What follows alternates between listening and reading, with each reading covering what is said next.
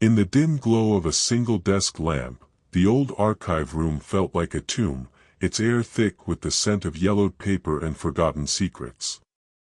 Dr. Elena Hargrove leaned closer to her screen, her fingers trembling slightly as she adjusted the zoom on the high-resolution scan of the 1854 portrait. It was a family scene, captured in oil by some obscure artist from the American frontier, a stern father, a weary mother, and their children posed rigidly amid a dense thicket of pines that seemed to swallow the light. But it was the boy, no more than 10, who held her gaze.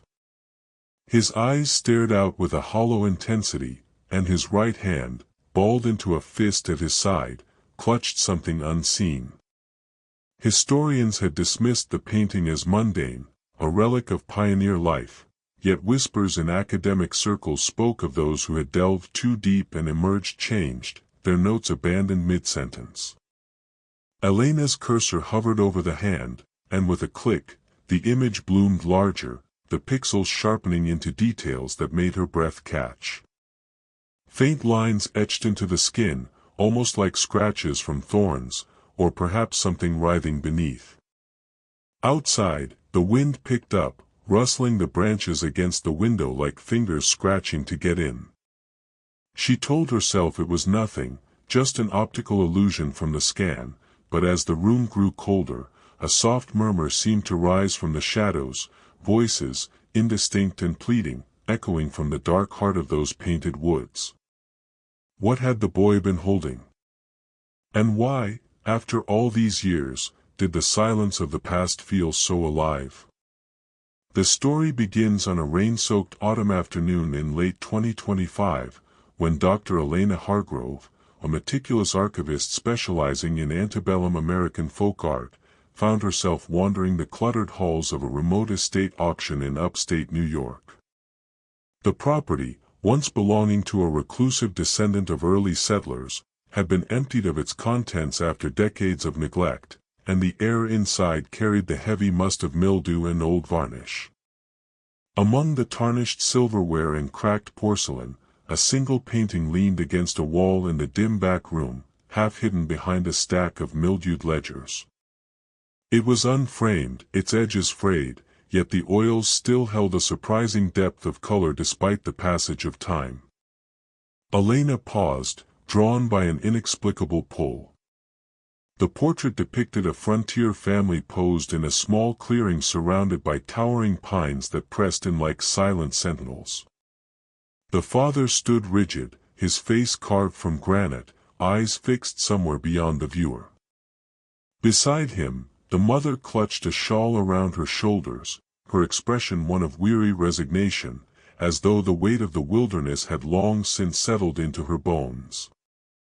Two younger children flanked them, a girl of perhaps 6, wide-eyed and clutching a rag doll, and the boy, around 10, who stood slightly apart.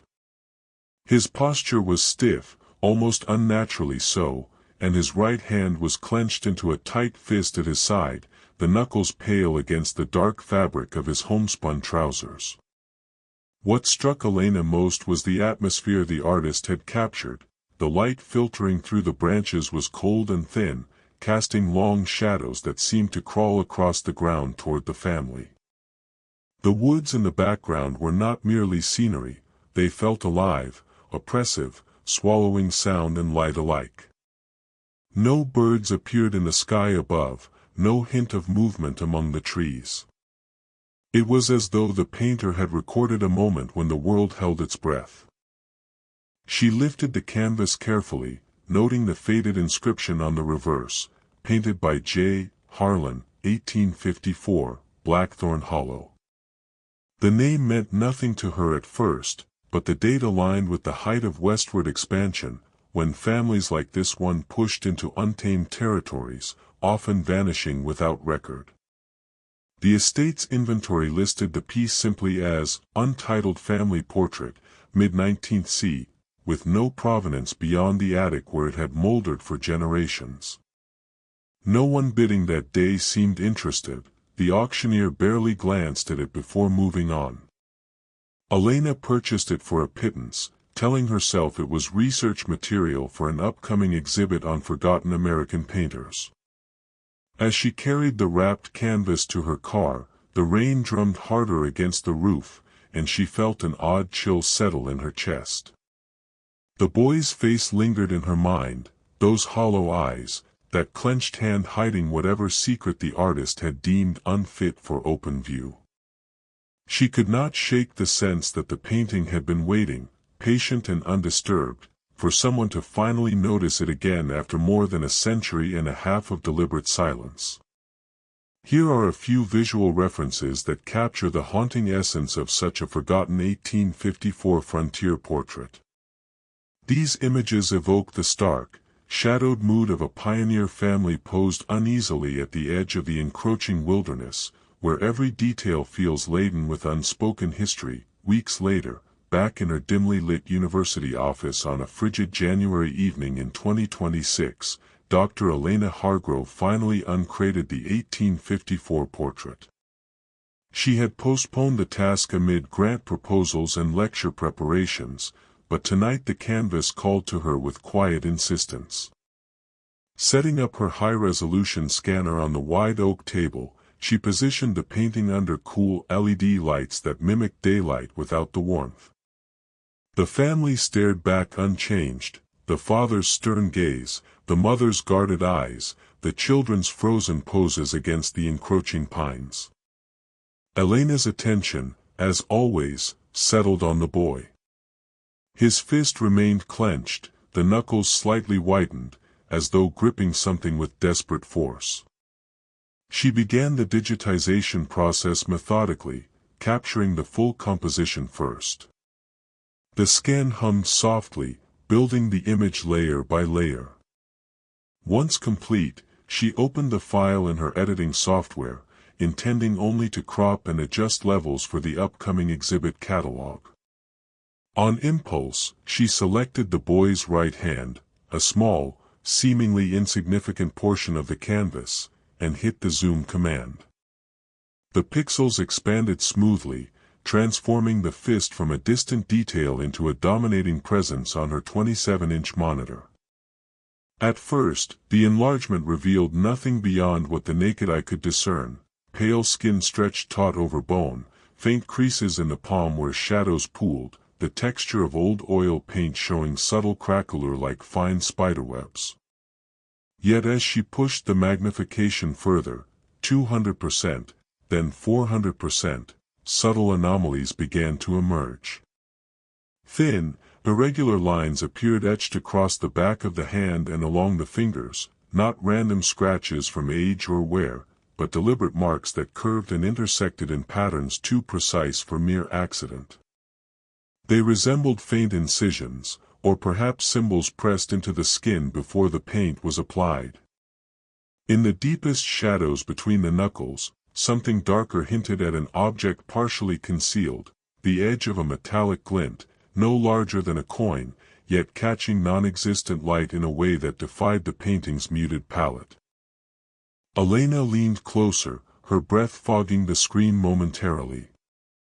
The markings did not match any known artistic technique of the period, no cross-hatching for shading, no intentional impasto for texture.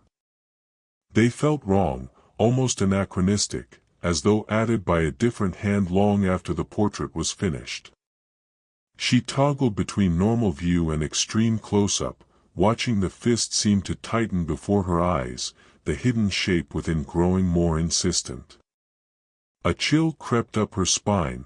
The office, already cool from the winter night, now felt unnaturally cold, as though the painting itself exhaled frost.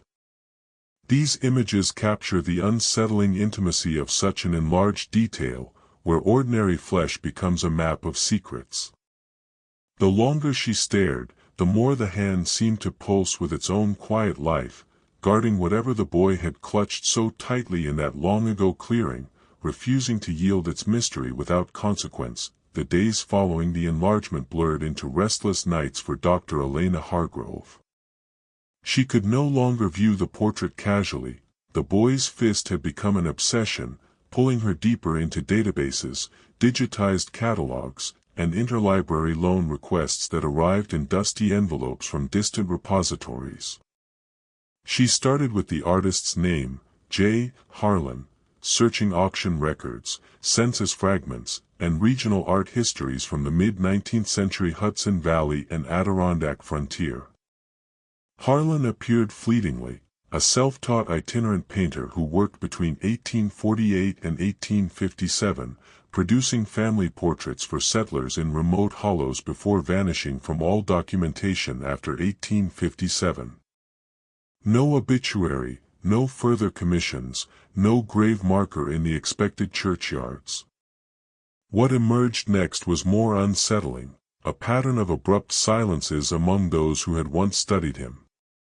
In 1923, a folk art collector named Elias Thorne had catalogued several Harlan works for a small exhibit in Albany, including notes on the Blackthorn Hollow portrait. His typescript ended mid-paragraph with the cryptic phrase, "the whispers that should not be," followed by a line of scratched-out text and no continuation. Thorne's own research files, preserved in a university special collections room, stopped there. Subsequent correspondence showed him withdrawing from the project, citing personal indisposition, and he never published again on frontier art. Similar discontinuities appeared elsewhere. A 1940s graduate student at Syracuse wrote a thesis chapter on Harlan's woodland settings, describing the pines in the 1854 portrait as unnaturally oppressive, almost sentient. The chapter broke off abruptly, replaced in the final bound copy by a neutral summary and a footnote apologizing for incomplete research due to unforeseen circumstances. The student, Margaret Hale, shifted her focus to safer topics like quilt patterns and never referenced Harlan again. Elena cross-referenced the location, Blackthorn Hollow, a now obscure valley near the Upper Hudson, once home to a small logging community that dwindled after a series of unexplained disappearances in the 1850s. Local gazetteers from the era mentioned strange sounds in the woods, and families abandoning claims overnight, yet official histories glossed over them, attributing losses to harsh winters or Indian conflicts long pacified. Harlan had painted at least 3 other portraits in the same hollow that year, all featuring the same dense, light-devouring forest background.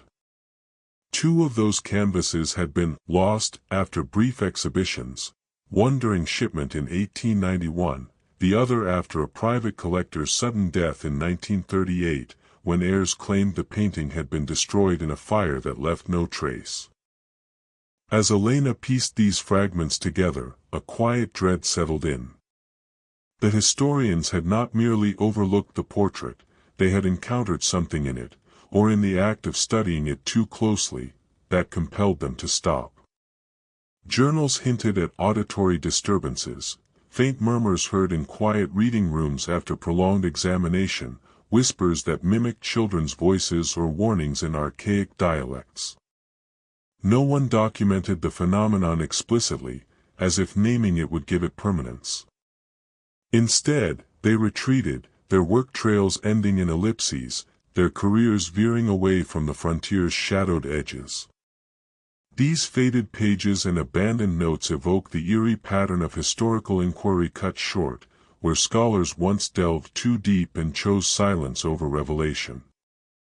The silence was not ignorance, it was deliberate, a collective turning away from whatever the boy's clenched hand guarded in that painted clearing long ago.by early March 2026, the weight of accumulated research had become unbearable for Dr. Elena Hargrove. The portrait no longer felt like an object of study but a summons. She booked a long weekend, packed her camera, notebook, and a high-resolution print of the enlarged hand, and drove north from Albany toward the forgotten valley once known as Blackthorn Hollow. The GPS grew unreliable as paved roads gave way to gravel, then to narrow dirt tracks hemmed by walls of snow-laden pines. She parked at the last pull-off, where a rusted Forest Service sign warned of unmarked trails and seasonal closures, and stepped into the woods on foot. The air was sharp with the scent of resin and damp earth, the kind of cold that seeped through layers and settled in the bones. The forest matched the painting with uncanny precision, towering white pines, their needles forming a dense canopy that filtered daylight into thin, pale shafts. No birds called, the only sound was the crunch of her boots on frozen needles and the occasional creak of branches shifting in the wind. She followed an overgrown path that locals had once called the Hollow Road, now barely discernible beneath decades of fallen limbs and encroaching underbrush. After 2 hours of hiking, the terrain opened into a small clearing, ringed by the same oppressive trees that framed the 1854 portrait. Elena unfolded the print and held it up, aligning the painted scene with the real landscape before her. The proportions matched almost perfectly, the placement of the largest pines, the subtle dip in the ground where the family had posed, even the angle of light that would strike at certain hours. She paced the clearing slowly, searching for any remnant, a foundation stone, a rusted nail, a marker from the vanished homestead. Nothing remained but the trees, older now, their trunks thickened by time yet still bearing the same watchful posture. As the afternoon waned and shadows lengthened, subtle anomalies began to surface. The wind would drop suddenly, leaving an unnatural hush, then rise again carrying faint echoes that sounded almost like distant voices, children's laughter cut short, a woman's murmured warning, too soft to decipher. Elena told herself it was the acoustics of the hollow playing tricks, whined through hollow trunks, or perhaps her own fatigue. Yet when she stood still, the sound seemed to circle her, always just at the edge of hearing, never quite forming words. These haunting images capture the oppressive, light-starved wilderness of such a remote pine forest at dusk, where every shadow feels deliberate and the silence presses in like a living thing.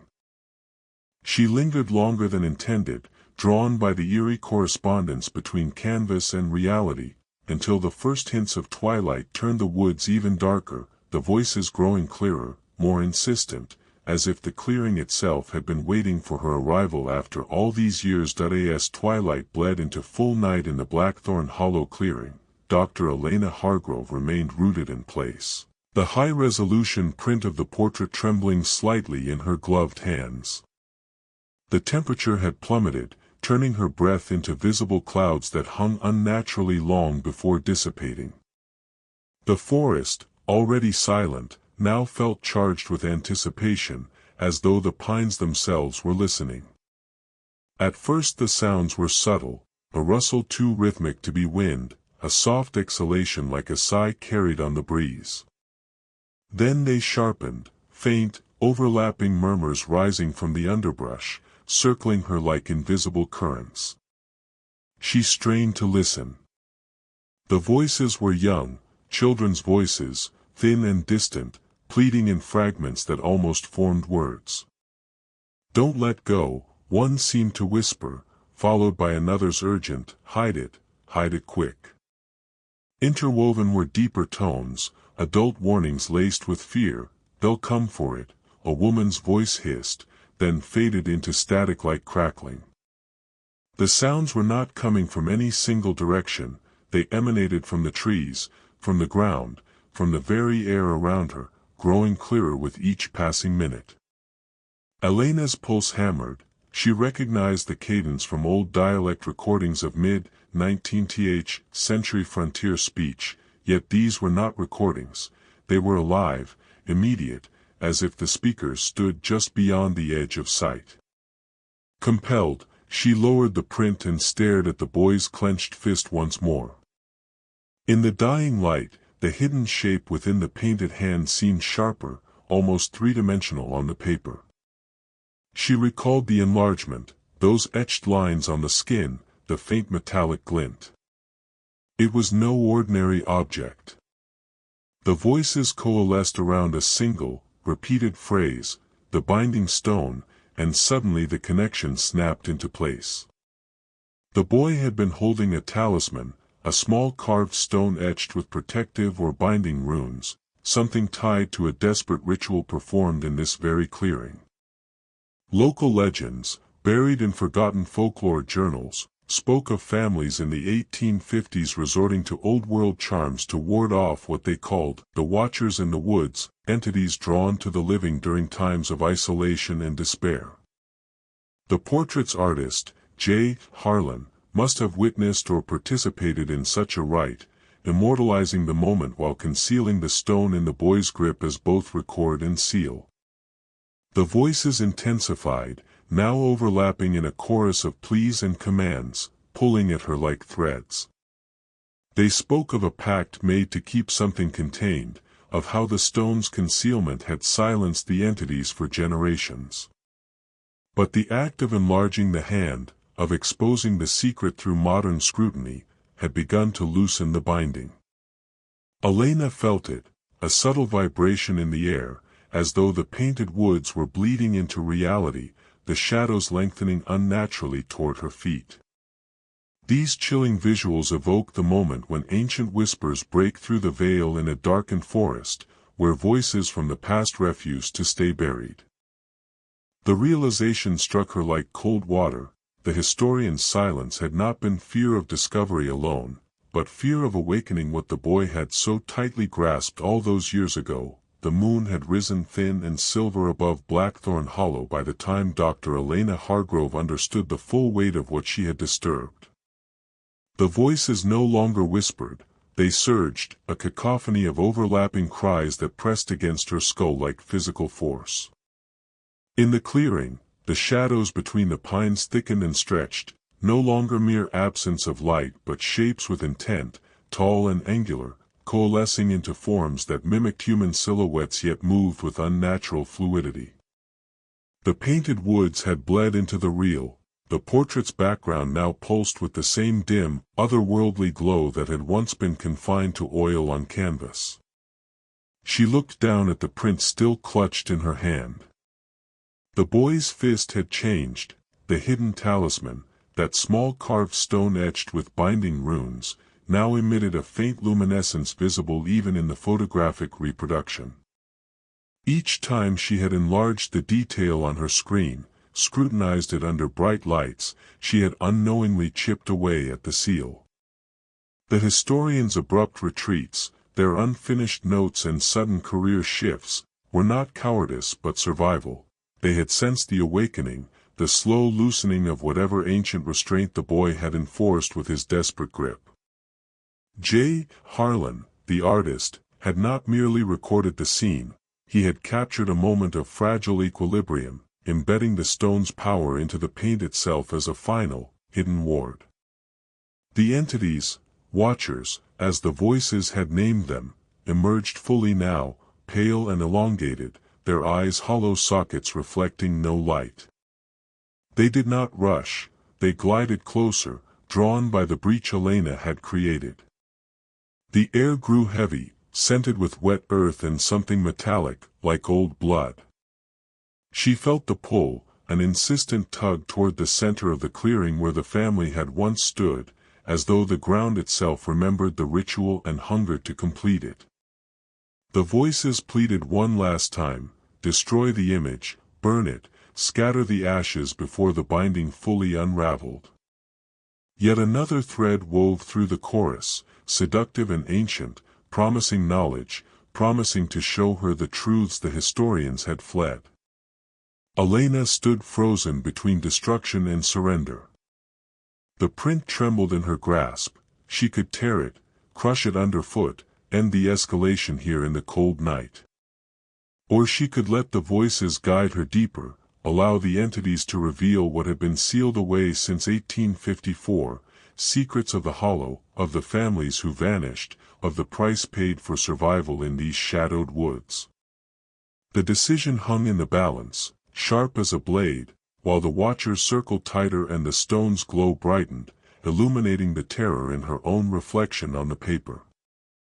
These haunting visuals capture the climactic awakening in the moonlit clearing, where painted shadows become real entities and the veil between past and present tears open.